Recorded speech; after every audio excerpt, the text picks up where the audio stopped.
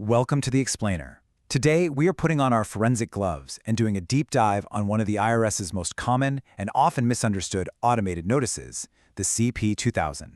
This isn't just about a letter in the mail. It's about understanding the complex, automated machine the IRS uses to verify income. Okay, so here's our game plan. We're going to start at the very beginning with the automated trigger that kicks this whole thing off. Then we'll dissect the notice itself, piece by piece. We'll even get a peek at the IRS's own internal playbook. After that, we'll tackle the accuracy penalty, a very real threat. And finally, we'll walk through how to navigate a response.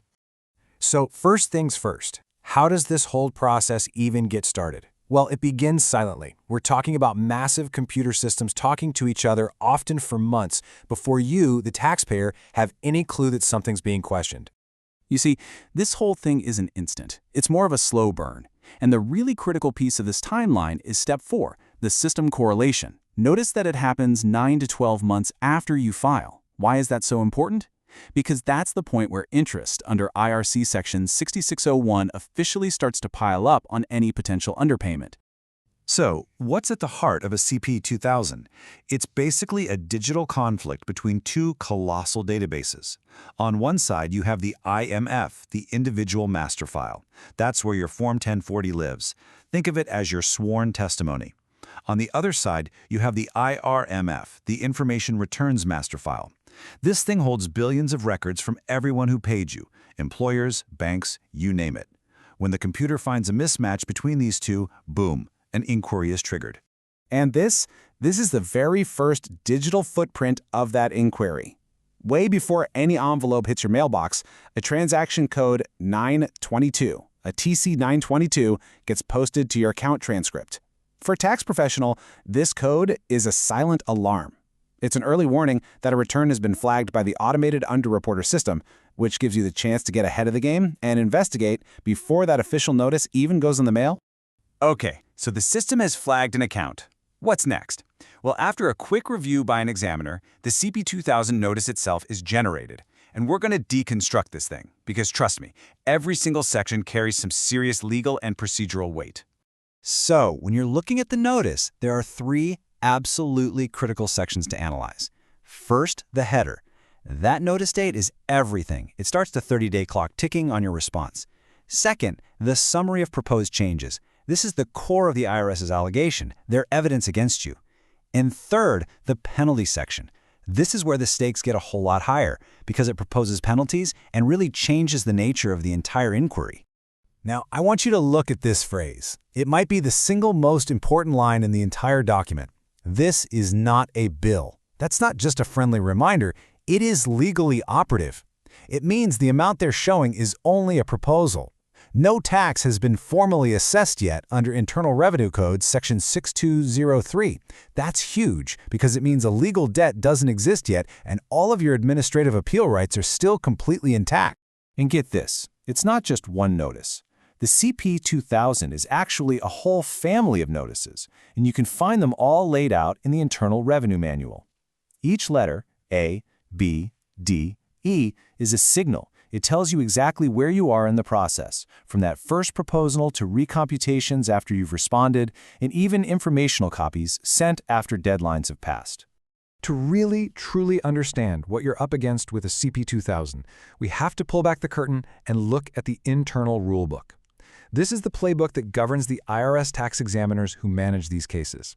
You could say it's the source code for how they operate. And check out this direct quote from the Internal Revenue Manual. This is such a critical insight. It says, avoid auditing returns. What does that mean? It means the Automated Underreporter, or AUR program, is specifically designed for one thing, matching data discrepancies. It is not for conducting a full-blown, open-ended audit of your entire financial life. The examiners are explicitly told this is a matching game. These process codes, or PCs, are the internal commands that drive the case forward.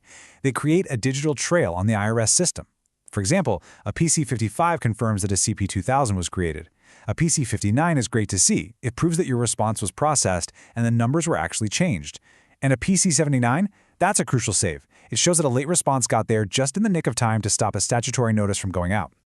All right, let's talk about the part that can make a simple error a whole lot more expensive, the automatic proposal of an accuracy-related penalty, straight from Internal Revenue Code Section 6662. 20%. That's the magic number. It's a flat 20% penalty, but it's not applied to your total tax bill. No, it's very specific. It's applied only to the portion of the tax you underpaid because of certain triggers, like negligence.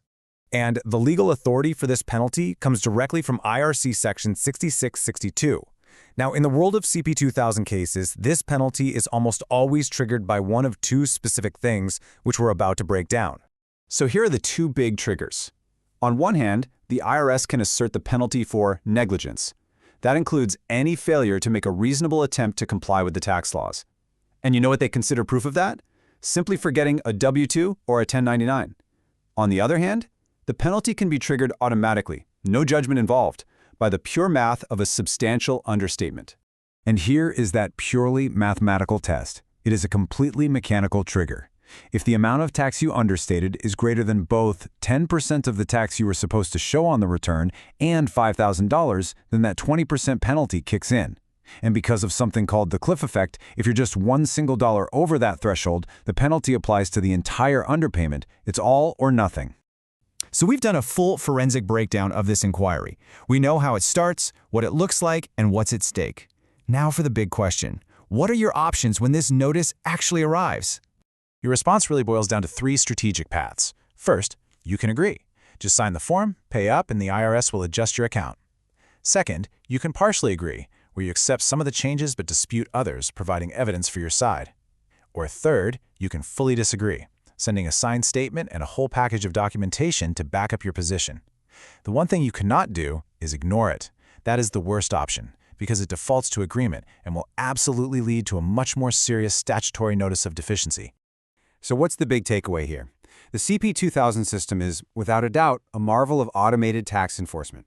It lets the IRS check billions of records with incredible efficiency. But it also forces us to ask a really fundamental question about the future of taxes. How do we strike the right balance between this powerful, machine-driven efficiency and a taxpayer's fundamental right to be heard by a human being? Thanks for joining us for this explainer.